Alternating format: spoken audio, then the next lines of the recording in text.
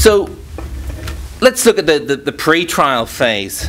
First of all, here are a number of ways which, again, throughout different jurisdictions, or at least the jurisdictions that I have knowledge of in the UK, some common law jurisdictions as well, European jurisdictions. These are the sorts of participatory rights that are present or are in the process of being granted. Consultation in charging decisions on whether to prosecute, reviewing such decisions by means of judicial review in the courts, right to pursue private prosecutions, and again consultation in dropping, altering of charges or plea bargains.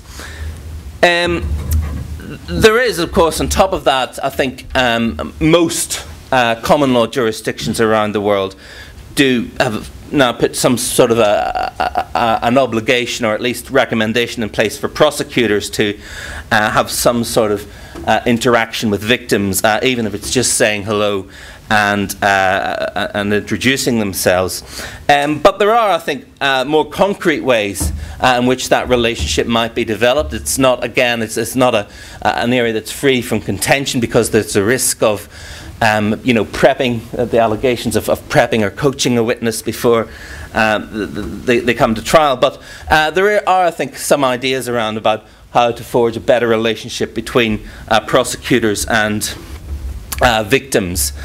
There are various other international standards that talk specifically about pre-trial participation and particularly in relation to how victims' views should be taken into account by prosecutors.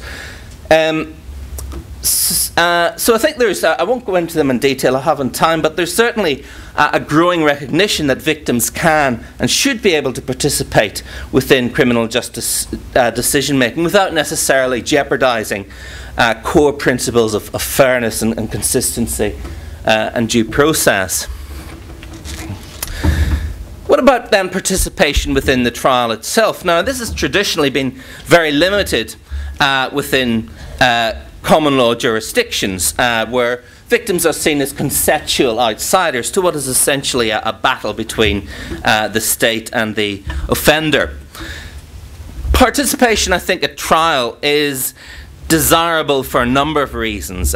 First of all, it offers the victim a chance to ensure that the court has a maximum opportunity to hear the facts and receive evidence from all of those directly affected by the crime. And I think there's a concern too about the way in which testimony tends to be magnified or downplayed by counsel as part of the examination and cross-examination process, that victims, if you like, don't have the opportunity to make a statement to the court using their own words in their own time. We'll return to that point later. A second reason for victim participation in trial is that it holds the capacity, I think, to boost the legitimacy of the criminal process.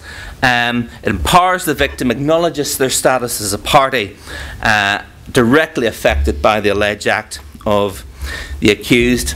And the third benefit, again, and there's a lot of strong emerging evidence for this now, is that there may be a longer term cathartic benefit that participation may bring. There's a huge, I'm sure some of you have backgrounds in counselling and psychology, and you'll know that, well, the bottom line is, let's talk about it, that talking therapies work. And talking therapies, they're used in a wide variety of settings along different models. But basically, being able to offload and explain what happened and explain in your own words what happened is an important part of the healing process. Now, again, there's a debate to be had to what extent can or should the criminal justice system prioritise that as an objective. But again, putting it out there as an idea that I think it should be probed in the debate about the role of the victim. There are a number of other models. As I say, traditional common law trials generally don't allow for victim participation, but I think there's some valuable lessons we can learn, first of all, through the civil law jurisdictions of continental Europe. There's a system used in a lot of countries, France and Belgium, called the partie civile, where someone can attach themselves to the criminal proceedings as a civil party and thus argue essentially a civil claim at the same time as the criminal prosecution is taking place. There's a similar procedure called the adhesion procedure that operates in Germany and Austria. I should say these things, they are by no means perfect, and European jurisdictions have a mixed record on them, but they're there in practice, they're there in the criminal codes, and there may be ideas there which we might be able to draw from. We've also got the use of victims' counsel. This is used in certain US states. It's also used in the Republic of Ireland, where victims have a right, victims of rape have a right to actually have a counsel to make representations in relation to particularly the use of sexual history evidence, which has been long problematic in a lot of common law jurisdictions around the world. And this has been something that's just been recommended actually by a review that's recently taken place in the UK relating to sexual offences, the Stern Review. So we'll have to wait and see whether that's something the government's going to go with. Another idea that has been recommended by a former colleague of mine at the University of Sheffield, Matthew Hall, has argued that there should be, at some point in the criminal trial, a right to give uninterrupted free narrative account. Relates to what I said earlier about accounts tended to be, manipulated a little bit by lawyers. Again, this isn't something that's going to be free for contention. There's the obvious point: what if the victim says something? That how do we actually go about testing that if it's going to go before the jury? Are they going to be subject to cross-examination on it? But Hall, if you look at Matthew Hall's book, Victims of Crimes, published in 2009, he deals with some of those arguments and says that it could be something that's done to the adversarial process without sort of jeopardising its core structures. Sentencing, of course, is an area where there's been a lot of debate and indeed a lot of developments in recent years, and I think from what I gather, a lot of the Australian jurisdictions are ahead of the game actually. Certainly they've got in there before the UK, which came into pretty late in allowing actually the use of victim impact statements or family impact statements at the sentencing stage of proceedings. What I think we need to do a little bit with regards victim impact statements is think a little bit more about their purpose, their objective. Why is it we're actually using them? For example, is it to enable to give the court a better picture of the harm? Is it actually to influence the court? Again, this is something that the attorney raised of you in his address. Is it actually about influencing the sentencing? Or some people have said that it's simply there to enable the victim to exercise a voice without really any ulterior function other than to its cathartic value. So again, it's just to really frame a debate that I think we need to think a lot more carefully about the purpose and rationale for victim impact statements. The other area where we've seen a lot of expansion in recent years, and I think I'm correct in saying it's happened here in Australia.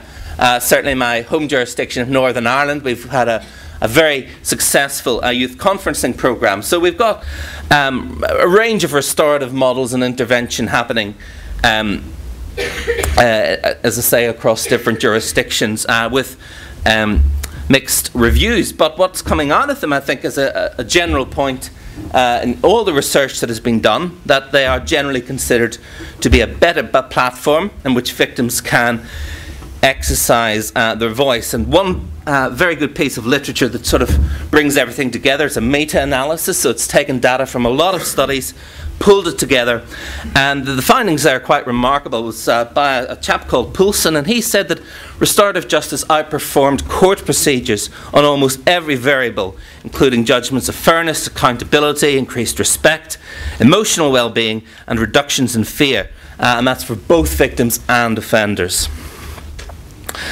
So I've got it was in the Utah Law Review in 2003, page 167, if anyone is interested in following that reference.